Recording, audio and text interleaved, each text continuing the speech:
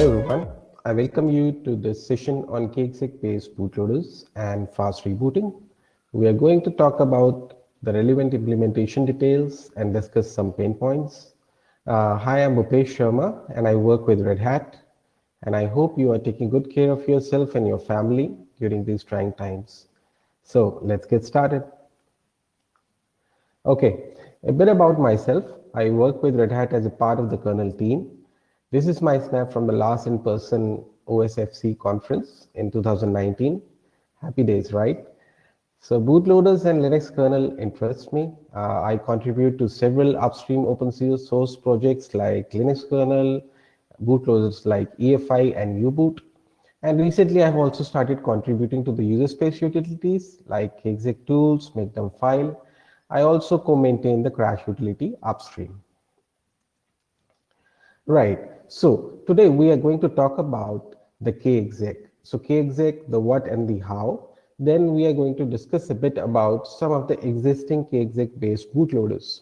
Thereafter, we will discuss about some recently seen issues with kexec booting on different platforms. At the very end, I will try to share some suggestions on how we can try to avoid the same. Right. So let's begin. So I hope a few of you might be knowing about kexec already. So kexec is a mechanism that allows you to load and boot into another kernel. This happens from the context of the running kernel itself. So this allows you to test new or experimental kernels quickly. So for example, if you are running a LTS kernel and you want to see if the latest upstream kernel works fine on your machine or not, you can use kexec for the same. The second important feature that kexec provides you is the fast reboot time. So this happens because kexec basically skips the hardware initialization that is done normally by BIOS or firmware. Now, Linux kernel provides two important syscalls, kexec load and kexec file load, to enable these features. These can be exercised from user space to implement the kexec fast booting or warm booting. So let's see more about them.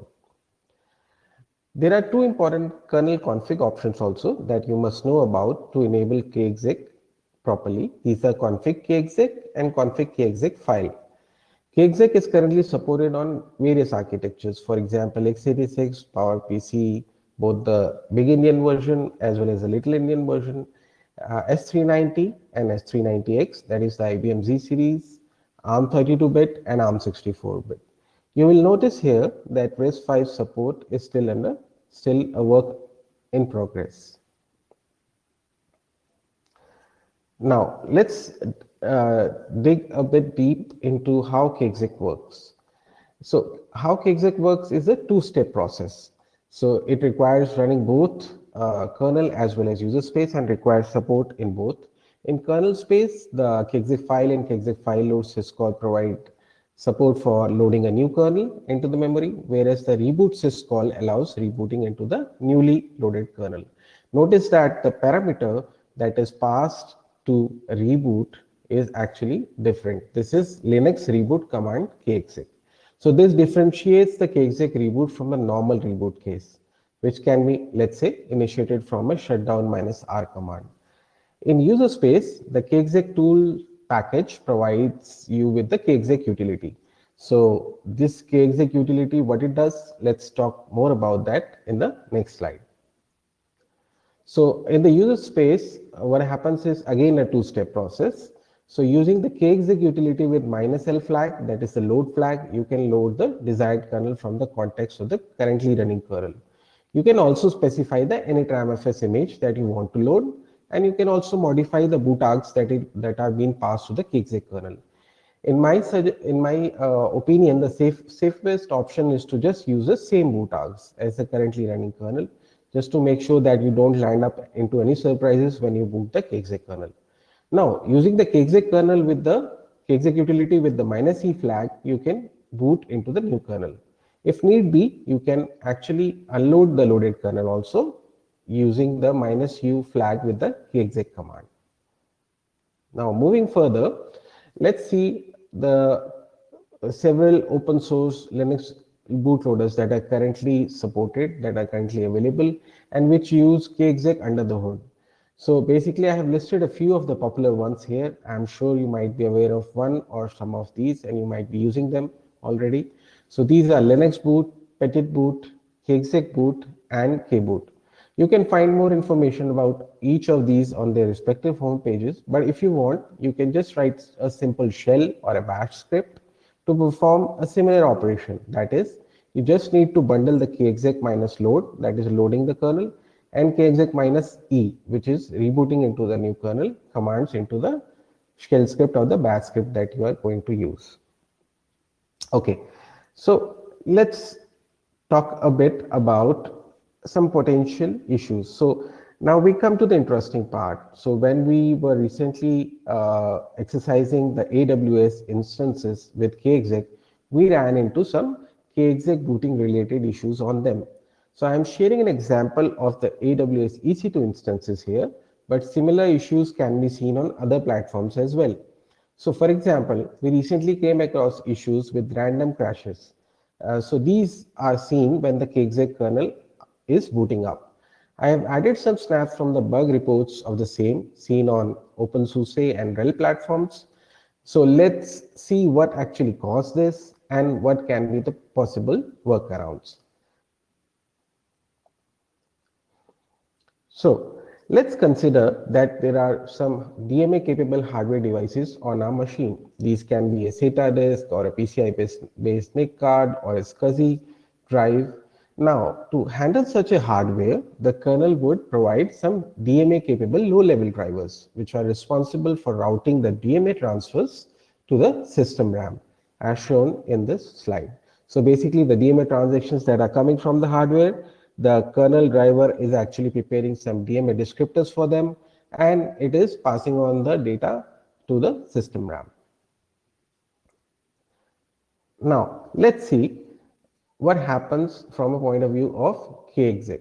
Let's consider a case where a kexec load operation happens asynchronously with the normal DMA operation of the DMA capable device drivers. The kexec load operation, which is shown on the right with the kexec minus L flag, it will actually cause the second kernel pages and init manifest contents to be loaded onto the system RAM. So depending on the existing fragmentation at this moment, these segments can be scattered across the system RAM.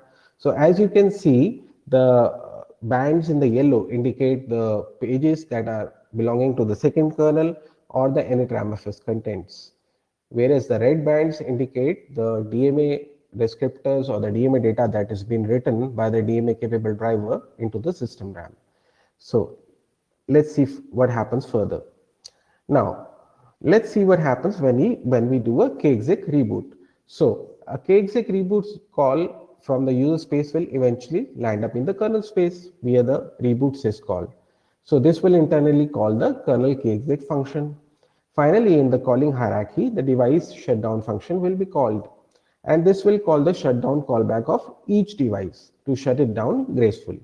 Let's consider that out of our 3 DMA capable drivers, only 2 implemented the shutdown callback, and the third one, that is the PCI NIC driver here, did not implement the same.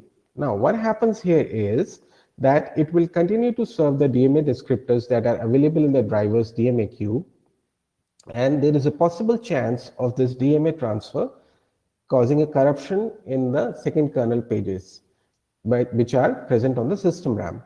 This may cause the subsequent kexec kernel boot to fail, and we won't want that. So as you can see in this diagram, the second kernel page in the yellow band are actually being overwritten by the red band of the DMA data coming from the PCI NIC driver.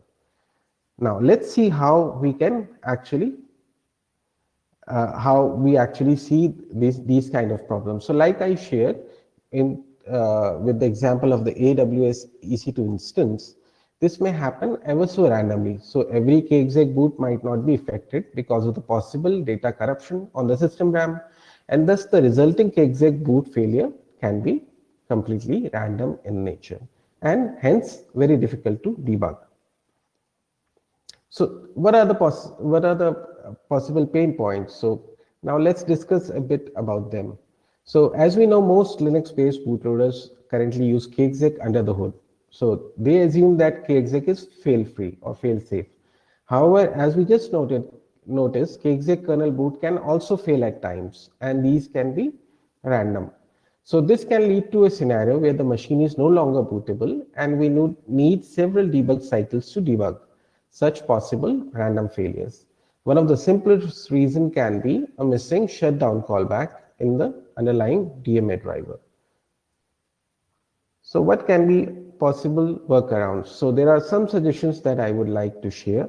So what to do to avoid such a case where the kexec kernel hangs up while booting or it's a random boot crash. So if you are a device driver module author, do consider adding shutdown callback in your driver code.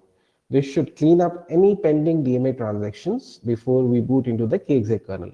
On the other hand, if you are using kexec under the hood for implementing, let's say, a kexec based bootloader, always think of shutdown related race conditions. So while you are debugging some random crash with the kexec kernel boot, always think of shutdown related race conditions, especially if you have some DMA capable hardware and corresponding driver at in your machine.